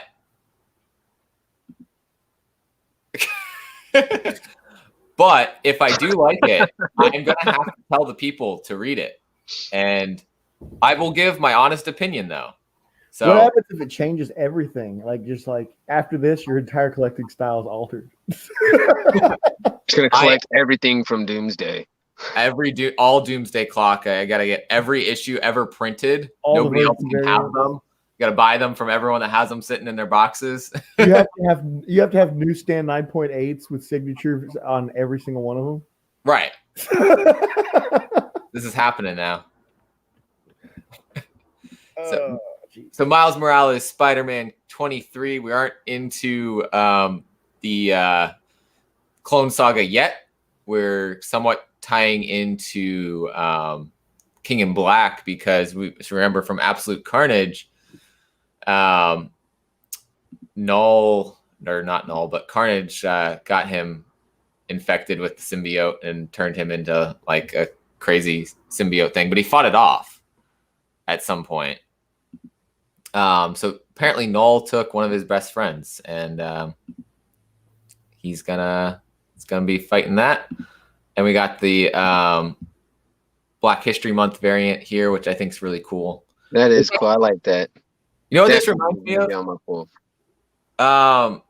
There was the Into the Spider-Verse cover where he's kind of like chilling on the web, listening. You know, he's got the headphones in. Yeah. Like it's the same kind of pose, I feel like. Mm-hmm. So maybe it's secretly homaging that. I don't know.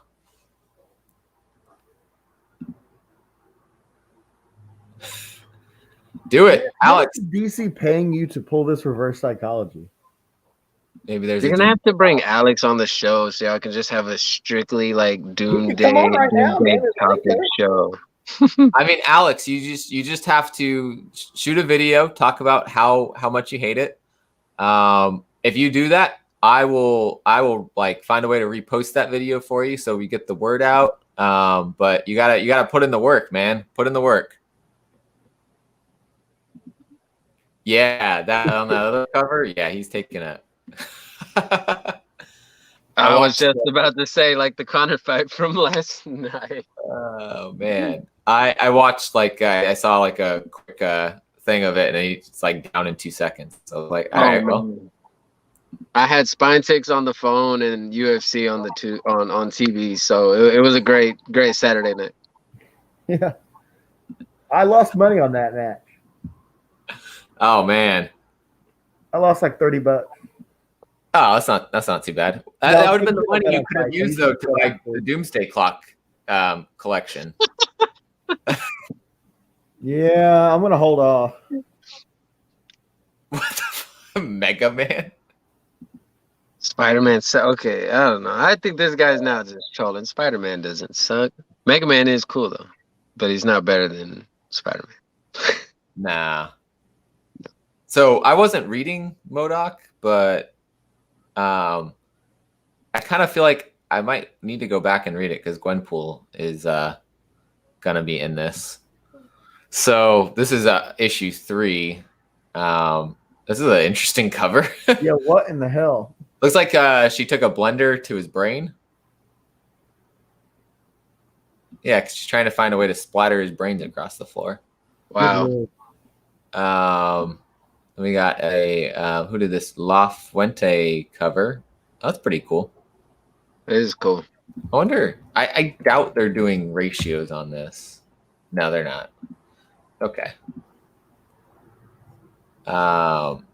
Savage Avengers has a Mech Strike cover. Black Widow.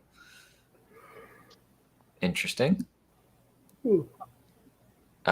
We got looks like Deadpool coming into Savage Avengers now too. I didn't think he was part of it before, but man, I took that off my pull list. Deadpool. It started slow. I think like after issue 5, I was like, it just wasn't really doing it for me. Hey, I will if you have them, I will read them. I will do a spotlight on Spine Ticks.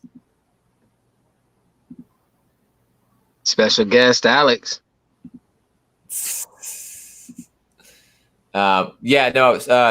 Avengers. I think I read to issue 6. Maybe I read the first story arc and I dropped off of it. It was cool. Deadpool. I haven't read this run at all. I'm kind of. I don't know. I like Deadpool, but at the same time, I feel like everything from his story isn't significant. Right. It's kind of. Dude, I used to love Deadpool, like when I first got into collecting. But I think because as I've grown as a collector, like I got rid of my New Mutants 98s. I had 2 copies and all that. But as I've grown as a collector, it's cool for Marvel, the comedic relief. But this series, it just kind of kind of froze up for me, so I took it off the pool. Yeah, I mean, the only cool thing from the current series, which I haven't been reading, but I know is happening, is she's in it, Elsa Bloodstone. Oh, geez. Look at his new comment.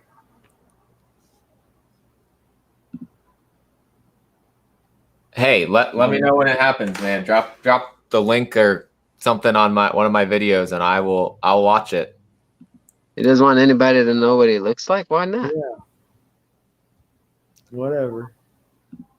Hey, if you make a cool animated thing though, more power to you. Yeah, it'd be dope. If it's Mega Man on there, like voiced over by you telling us how bad Doomsday Clock is, I'll watch it. Oh man.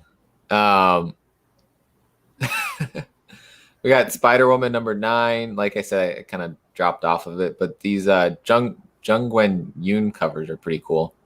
Like the art style. Yeah, that's really The art style is cool, but I do not know what's going on with that cover, dude. I've seen too many like horror movies with old ladies around women giving like witch birth and all that. Like, what in the world? It actually made me think of Court of Owls the first time I saw it. So, speaking of clones, these are clones of her mother. Oh, That the high evolutionary who you can see in this picture here is somehow involved with cloning her mother. And then it's actually, can I? I'm all having a squint. I'm on through my phone, so like I also have it up on the TV next to me, so I can see it like real big the picture. We got like a Carol Danvers Captain Marvel toy, and I'm not sure who that is. Is it some kind of goblin variant? First cameo appearance of Woman Green Goblin. I don't know. Yeah, that's what I was gonna say. That might be what that is. I don't know if that's supposed to be like the high evolutionary somehow, but kind of looks more like a female than, I don't know. Is it this issue that has that super? It's in my full opinion, but is it that issue that has the super dope 1 in 25 variant? I saw one on Mighty Mel's channel. It's Drunken Chat Son, and they showed a 1 in 25 variant that was like, yeah, look at that. Oh shit. Oh, dude, I think that is so sweet. Something about it, dude. I love that cover. It's dope. So is this the new Peach? This is Rose. Rose Besh. Dude, she came with the thickness. Look at that. That cover is just so sick. I love the art style. I love the color palettes. Like, it's super dope. Shout out to No Good Comics, who's in here now. Bricks is looking to get Bloodstone. Sorry, Comic Con. I'm trying to highlight when he pops a comment in that's worthy of talking about. No, but I agree. This is real good. If Professor Comics is still in here, here's my submission for you for next Thick Thursday. I'm saying he started out doing it as just a like it was just Venom. It was just Venom Thick Thursdays, and then he's starting to diversify his Thick Thursday posts. I'm jumping in on Thursday for that one. I think this right here, man. That cover is so sweet, dude. Like I try to get out of this Spider-Woman story. Like I picked up the last issue because there was it was like a black cover with like a red web or something, and she was on it. It was like a super cool cover. Yeah, Professor knows what's up. I think he was here earlier, but he left. That cover is. No, I think it has one on it though, Joey.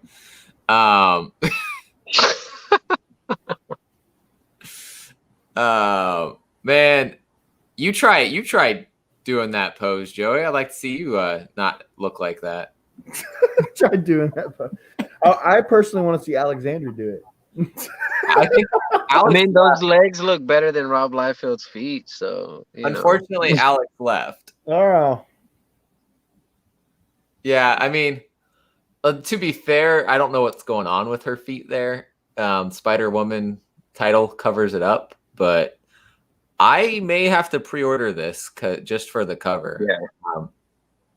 And just, I'm not going to get anything else. What's going on? Lumberjack Pops is here. Yeah, and I haven't seen anything by Rose Besh before. So this might be one of her first Marvel covers. I could be entirely wrong, and she could have a long-ass history with Marvel, but I've never seen the name before. I hadn't recognized the name either when they brought it up the other day on the other show. I didn't recognize the name at all, but as soon as they pulled that picture up on the screen, I instantly fell in love. I was like, I personally love it. I think it's amazing. Yeah. And shout out to It's Drunken Chat Son for always being on top of these things. Oh man, yeah, I just got, while I was in there, I won this book from him. Oh, nice. So, and as I said, paying it forward, I'm going to turn around and give this book away. On top of that, Something is Killing the Children on Instagram. So I'm going to do a giveaway just to pay it forward for all the good people on the IG community. So, yeah, no, that's awesome. I was going to show what I won from them also, because I also won from them the other last week. Yeah. It's a Haha Gallagher cover. Oh, that's dope. So I might actually end up giving away I don't know which one, but one of them. So That's awesome. They're worth a lot now too on eBay. But like you said, paying it forward to the community. She is doing. I feel like I saw the silk cover. And so I might get on collecting her stuff, which that's a rabbit hole to go down too. Is you like an artist and start going after Frizen's probably the one for me. That I really had to stop myself from buying some Catwoman covers because she did the art on them. I don't read Catwoman. I don't care. I don't care about the Catwoman story. Frizen her stuff is nice. I'm the Clayton Crane fan. I'm all in. Yeah, I don't know. I love Clayton Crane stuff. Gabriel Deodato as well. But what's up, Rod? Jenny Frizen has been very impressive lately with a lot of her covers. Yeah, I just got that Wonder Woman future state of hers. Yeah, that one was so nice.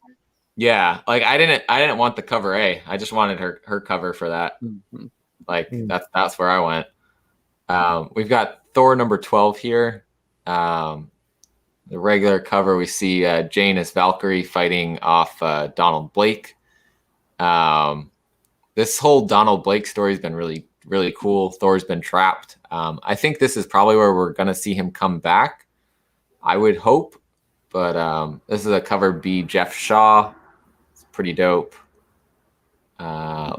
See if there's usually a ratio. Oh, all right. Well, let me do something else real quick because there's usually a ratio.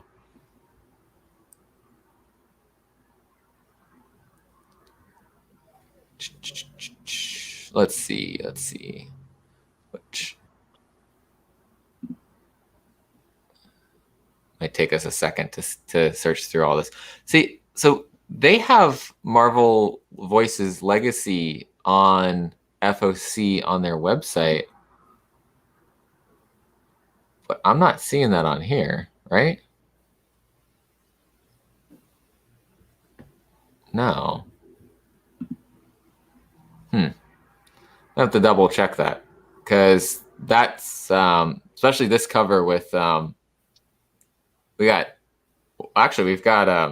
Cloak, we've got Dr. Voodoo, and we've got from Strange Academy, we've got Zoe, which is interesting to she's getting a cover feature outside of Strange Academy this early into her creation.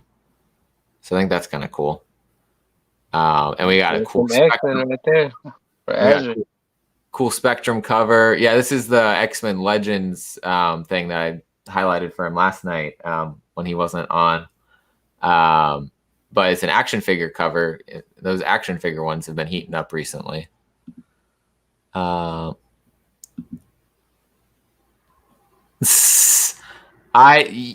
like why I almost bought that, you know.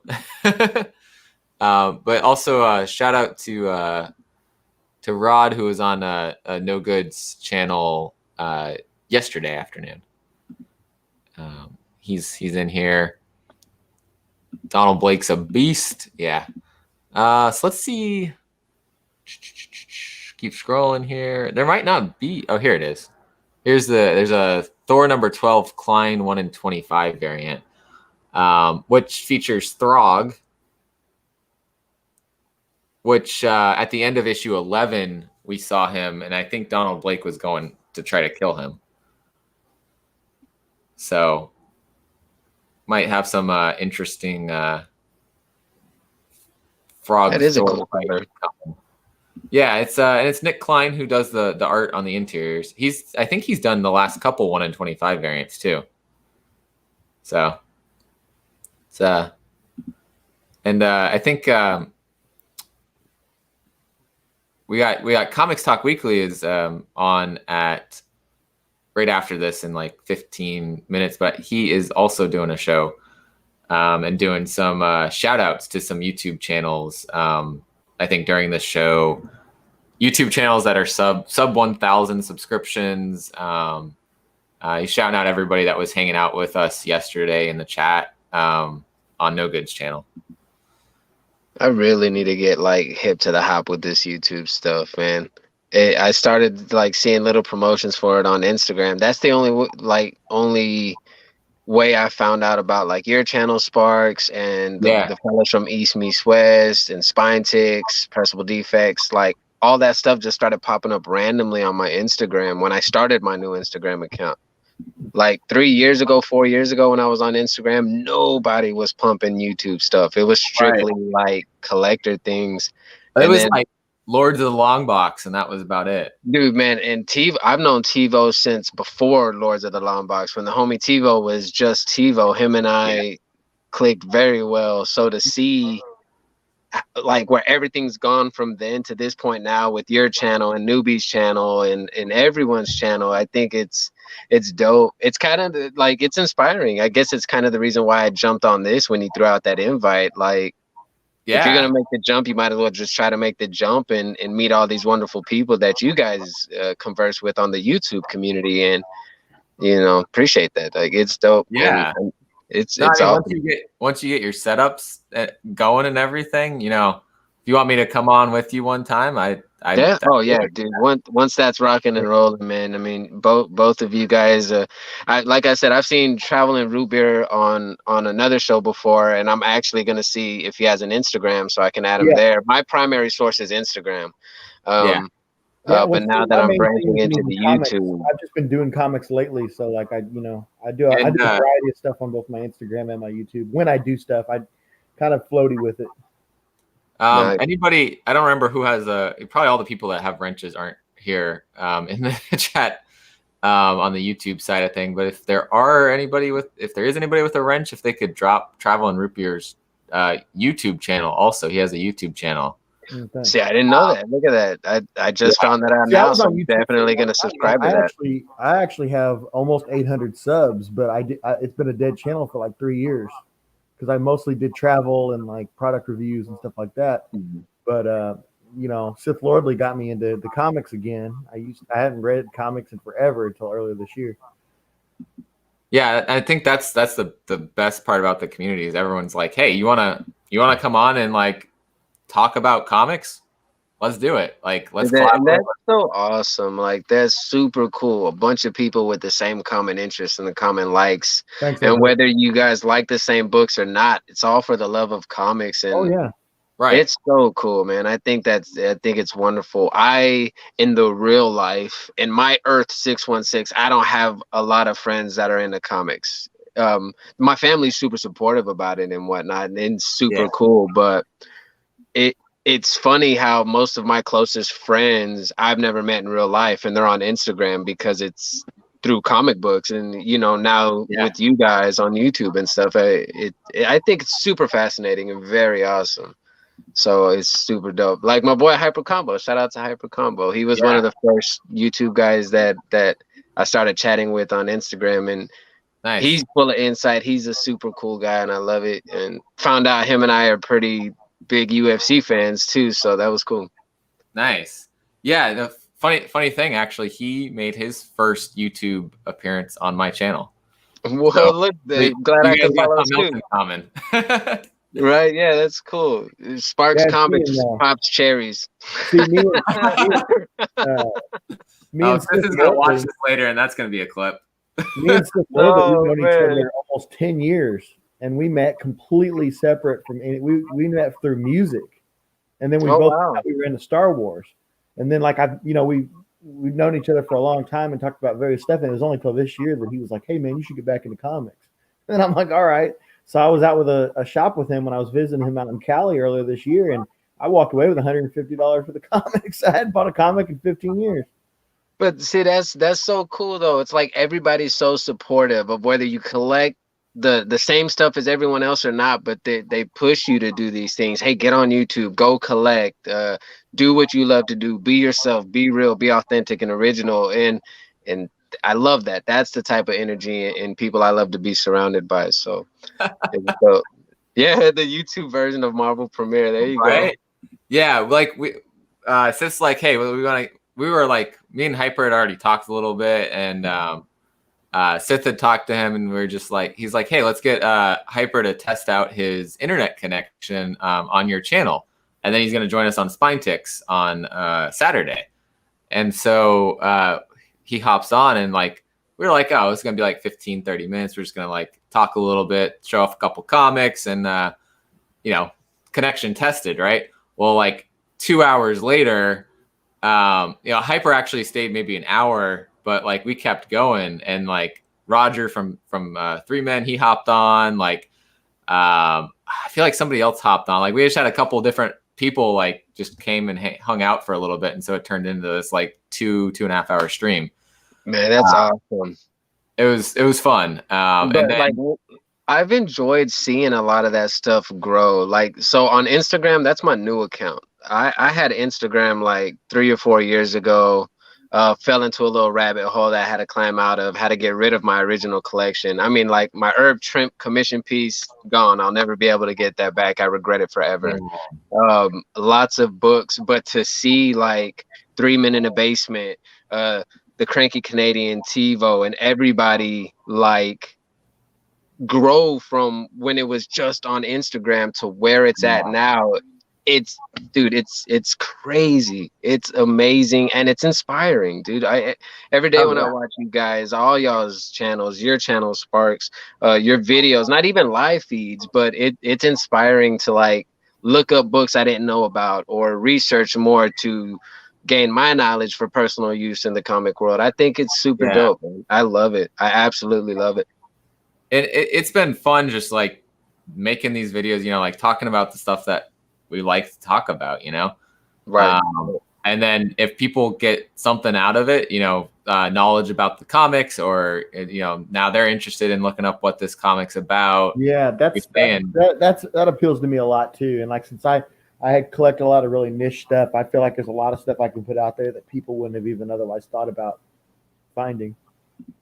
Yeah, and that's why I'll talk about all of the comics on this stuff. I really like highlighting, when we get into the indie comics and stuff that people might not even know about. You guys just make it look so easy. Like I did my first live auction on Instagram last night. 4 people showed up, and even me though, I'm like sweating bullets. Like, oh my god, my gosh. I mean, the first time I did it, my first video I did, which I'd done a video in the past, and when I started this channel like a while ago, but then I rebranded it probably in July, August. It might have still been my old name, July, but it used to be Funko and Comics was what it was called. Because I've got a bunch of Funko Pops too, and so it was going to be about both things. And then I was like, I've been moving away from the Funkos, so now it's it's like, well, I rebranded got someone else from the community help design my logo, and then I went from there. But those first couple of videos there, I'm just like staring at the camera and talking. It's like, how is this coming across? Is going to go well? And I couldn't watch those first couple like on a replay, so I posted them, shared it on Instagram. It was like, hopefully somebody likes this. Yeah, dude, I don't even want to go back and watch this on the replay. I feel like that same way too now. Like, I'm using my phone. I just like sat on the chair. I was like, yeah, I'm just gonna jump on. I'm not doing anything else on my Sunday. I'm gonna hang out with some good people and talk comics, and it's been dope though, man. I'm glad you dropped the link and invited for anyone to get on, and that was super cool of you, man. That was very cool of you. I appreciate that. Yeah, no problem. I appreciate you hopping on too, because that's what I try to do with these FOC shows, is get other people's opinions on these things. Because I read what I read. I don't necessarily know everything. Like, I don't read X-Men, so I don't know what's going on with this. This is something that, like Azores Tiger, he's our like Spine Ticks X-Men guy. DC stuff, I don't touch my toes into the waters on that too much, but there's people in the community like Copy was talking earlier about DC stuff a lot. Al knows his DC stuff. I'm becoming a DC guy. Right. So it's like, there's some people in the community that I know are going to be the experts, or not necessarily even experts, but more knowledgeable about certain topics. So I'm like, hey, I'm not going to plan a guest on here, but if anybody in the chat wants to hop on and put their 2 cents in, that's the format for my show. That's right. I mean, and everybody's knowledgeable in their own areas. So I mean, the more guests, I guess, that you have on, like you said, you don't know much about DC, but Traveling Root Beer just became a DC guy, so he can hit you with the scoop. Like you, Sparks, I'm not reading any X-Men, so now I know if I want to get some X-Men scoop, I can hit up Azores. Or if I want to know stuff about Star Wars, I can hit up Sith Lordly. If I want to know anything about what's going on in Canada, I can hit up Hyper Combo. Like, it's cool. If you want to know about crispy bacon, that's Hyper also. Crispy bacon, Hyper, huh? Okay. Yeah, no, he got clipped on Spine Ticks for making a crispy bacon comment, which it's not like an insult or anything. It's just it's a funny random like line inside joke. Yeah, and so but it's all of those clips are always in good fun. Oh man, I see a lot of those clips a lot on like Spine Ticks that Sith Lordly will post, and I guess because I'm like, I didn't catch the other episodes on where the clips came from, so I kind of just like, it's funny, but then I don't understand the whole gist of the joke because I miss Yeah, and sometimes I'm catching on. Yeah. So I'm gonna probably return to this real quick, and then we'll. Yeah, of course. Just because I know we've got 2 shows coming up in about 7 minutes. Well, I'll go ahead and hop off here, so I'm no longer a distraction. Let you finish. Yeah, let me. No, you guys can hang out if you want, but if you gotta go, that's cool too. I'm gonna hop off and I'm gonna try to catch Phil's whenever because I jumped on you as soon as I got home and started bagging and boarding those comics. Oh yeah. But I'll catch you later. All right. Cool. Yeah, hey man, I followed you on IG too. What is it? Jay Ramirez, is that what you go by? Yeah, people will butcher my name. The 2 and the 3 are my undying love for Michael Jordan, but it symbolizes the R and the E in Ramirez. So Jay Ramirez. Yeah. Cool. I got you on the IG just now. So awesome. Yeah. Whenever I get off here, I'll go click, do all the follow backs and everything for anyone that adds me. Yeah, I guess I can hang out with you, Sparks, for a minute if you don't mind. I'm chilling. Yeah. All right. Cool. I'll catch you guys. Peace, man. So we're just going into Dynamite, which I usually never have anything that I pick up. A lot of these I think are people's cover pickups because we got the ladies on here. We've got a Peanuts homage though, which all these like Dr. Seuss Peanuts homages have been kind of something people are looking at. There's the Seuss one. But I don't know. I usually scroll past Dynamite, to be honest. I don't know much about Dynamite at all, so I'd be looking like a jackass if I tried to sit here and say I knew what's going on. Yeah. Yeah. Nola says he shot you a follow also on IG. Oh, nice. Appreciate that, Nola. Yeah, like I said, I'm on my phone, so I can't really see as the chats go on. And actually, which my phone just froze. But like I said, I'm still on here because I can see it on the TV to my side. So I'm too Yeah. scared to hit the refresh on my phone, and it might kick Oh, me out. you're good. You're good. So Boom used to be in this section, but now because they've changed to like Boom Entertainment, somewhat of a like rebrand on the label on the comics. I think it was also part of acquiring some other company or smaller publisher. Excuse me. But here we have Abbott 1973, issue 2. There's 2 covers. I don't know if there is any ratios on this one. This is the one that had that great issue 1 had the Jenny Frizen cover I was showing off last night. Okay. We got an Andolfo, Mirka Andolfo cover. That's pretty cool. That's nice. That looks cool. So that's a 1 in 25. Okay. So there's nothing past that. So that's good. American Ronin 5 of 5. I've been reading that. I like it. I've heard a lot of good stuff about it. I haven't read any of it, but I know the owner of my LCS, he's hyping it up. Like he loves it, and I've heard nothing but good stuff about it. Yeah, I've really enjoyed it. It's AWA Upshot, so it's a different publisher, and I like being able to support those smaller publishers. So I've been on that train, and it's wrapping up. So just 5 issues. It's kind of nice. Oh yeah, speaking of my LCS, shout out to the LCS. Nice.